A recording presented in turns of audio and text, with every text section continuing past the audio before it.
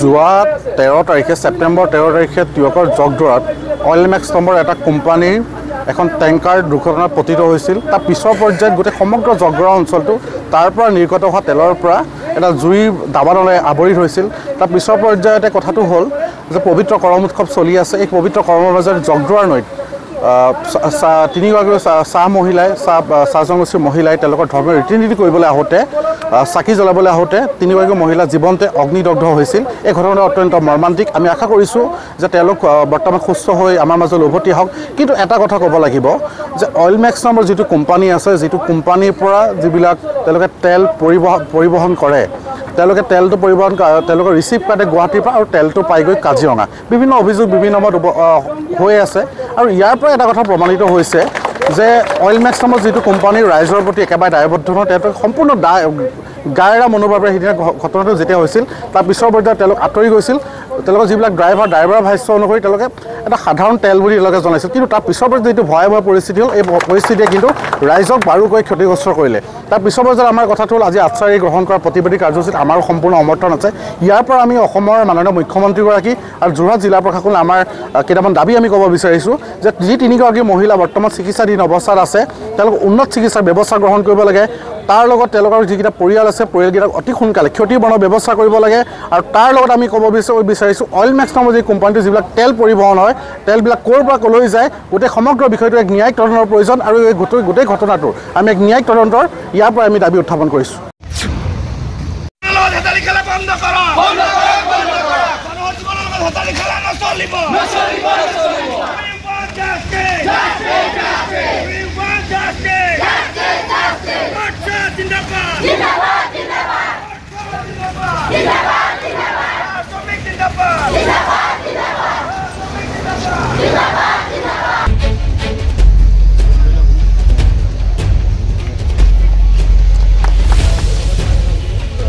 আজি 13 তাৰিখে অইল মেক্সৰ পৰা অহা 24 কেলৰ এখন টেংকাৰ জগদৰা তিনিআলিত দুৰ্ঘটনাত পতিত হয়।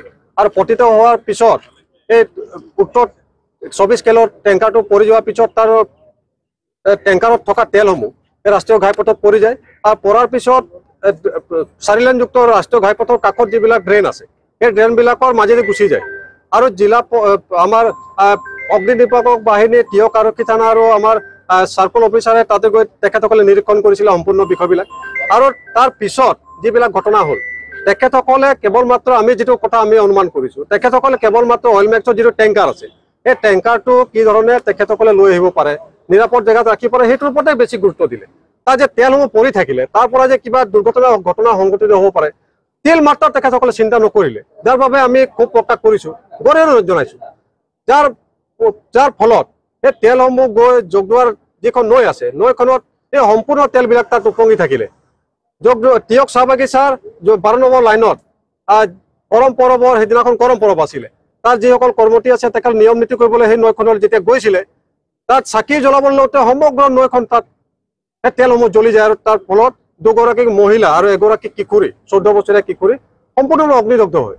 যিসকল এতিয়া উন্নতমান চিকিৎসা যোৰহাট মেডিকেলত সেইদিনা উক্ত দিনাখন তেখেতসকলক ভৰ্তি কৰোৱা হৈছিলে, ইয়াত চিকিৎসাৰ ব্যৱস্থা নথকাৰ কাৰণে তেখেতসকলে যোৱাকালি ডিব্ৰুগড় মেডিকেল কলেজলৈ ৰেফাৰ কৰিছে।